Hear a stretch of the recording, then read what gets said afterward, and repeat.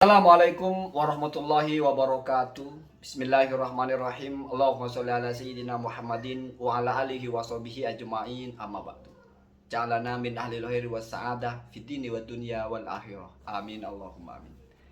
Semoga kita menjadi orang-orang yang beruntung, terutama kita mendapatkan yang terbaik di bagian-bagian terpenting. Bagian agama kita dapat asupan informasi yang terbaik. Ya makanan juga kita dapat yang bergizi, pendidikan juga yang berkualitas, duit juga yang banyak. Sehingga di dunia ini kita menjadi sa'idun, orang-orang yang berbahagia. Nanti yang terpenting di akhirat kita juga menjadi sa'idun fil akhirah. Amin Allahumma amin. Ini doa untuk siapapun, termasuk kamu yang ikut yang weldo ya. Semoga Allahumma hdina hada sabil. Ini yang kedua, saya bicara tentang orang itu ya. Kalau bagi orang yang waras ya, saya berhusnuzon semua orang itu waras ya.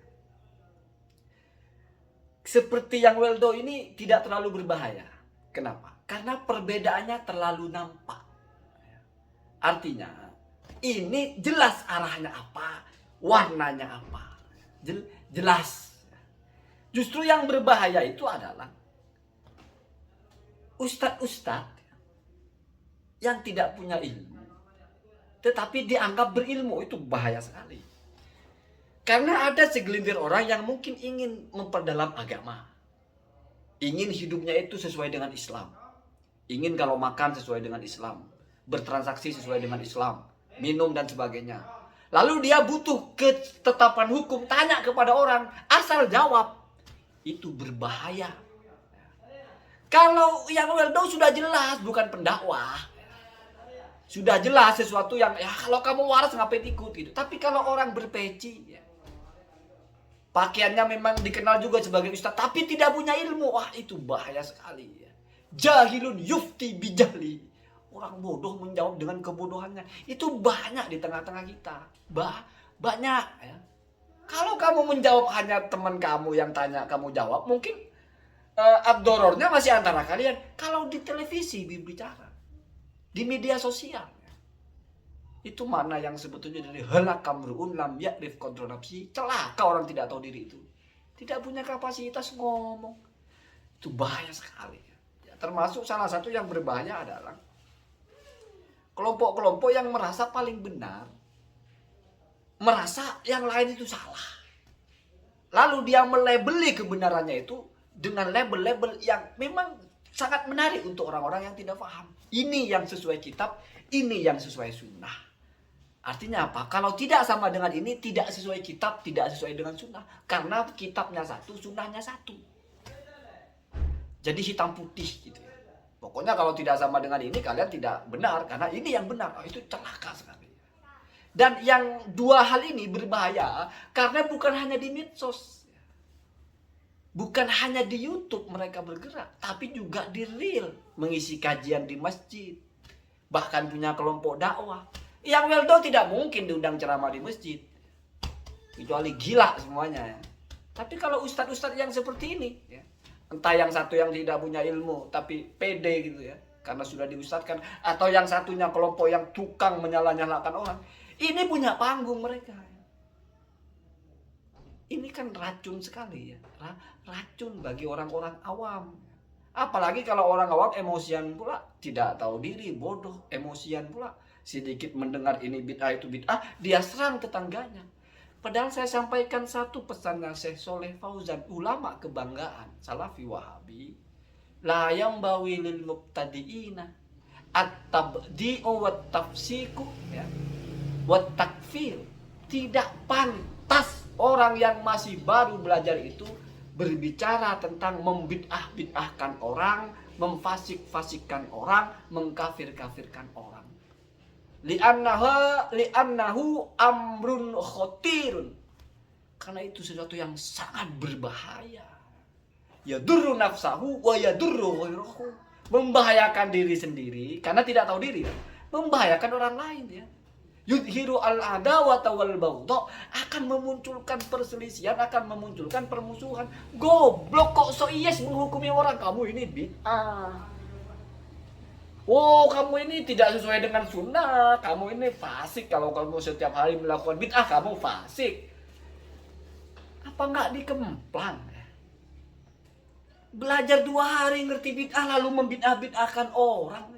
Ulama kalian saja sudah paham itu buruk, itu menjijikkan. Makanya diingatkan la yang bagi lil mubtadi'ina at-tabdi'u wa tafsiqu wa takfir. Bukan hak tongor kalian ya, untuk menghukumi ini bid'ah itu bid'ah. Karena kalian itu yang bawinya ya al-istighol bita'alum, ngaji. Ngaji, belajar. Jangan ke memvonis. Karena logikanya begini, orang alim saja belum tentu pantas menjadi hakim. Ini kalau bicara vonis. Sementara memvonis itu sudah bukan hanya kamu tahu teorinya, tapi kamu juga tahu apa yang mau kamu vonis. Tasawur kamu itu harus akurat. Karena kholalun fit tasawur, kholalun fil hukmi. Li'annal hukma far'un minat tasawuri. Jadi kamu menyimpulkan sesuatu itu mesti bergantung kepada deskripsi kamu tentang item-item yang akan kamu simpulkan. Kamu mau bicara tahlilan, bicara maulid, tidak tahu tahlilan itu apa, tidak tahu maulidan itu apa. Cuma taunya meraba-raba meraba-raba saja. So yes bicara ini itu. Oh, itu tidak sesuai sunnah Rasulullah. Seolah-olah kamu sudah tahu persis bagaimana sunnah Rasulullah itu ya. Itu ya. Yudhiru al-adawata wal baghdha. Kamu memunculkan permusuhan ya. Yadurru nafsahu wa yadurru ghairahu, membahayakan diri sendiri, membahayakan orang lain ya. Jadi marilah saya ajarkan hal yang sederhana saja. Kalau tidak punya timbangan, ikut yang sudah biasa-biasalah. Kebenaran itu tidak mungkin bersumbernya itu dari yang aneh-aneh. Tidak mungkin sumbernya itu dari kelompok-kelompok kecil, tidak mungkin. Iya, di zaman Nabi dulu iya. Kebenaran dari Nabi, tapi setelah itu kan populer, tidak ada yang bisa membantah.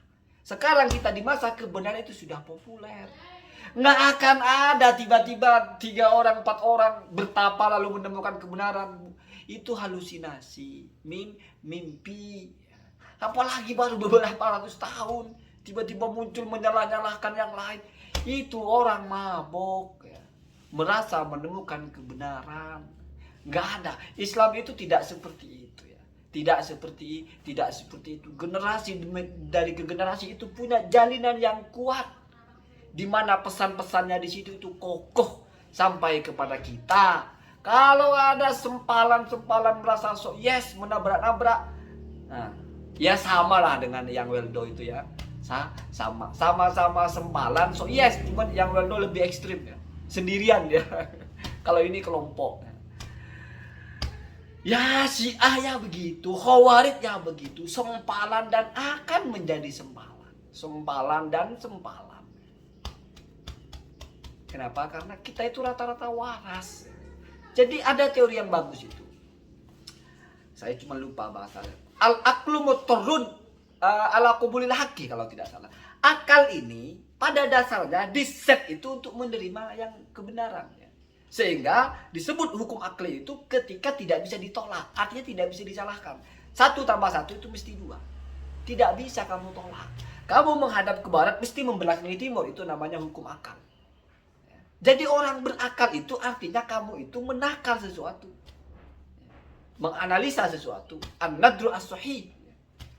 Jadi jangan berpikir Islam ini sesuatu yang masih tidak jelas gitu loh. Masih mungkin muncul kebenarannya dari orang yang dapat bertapa. Aduh.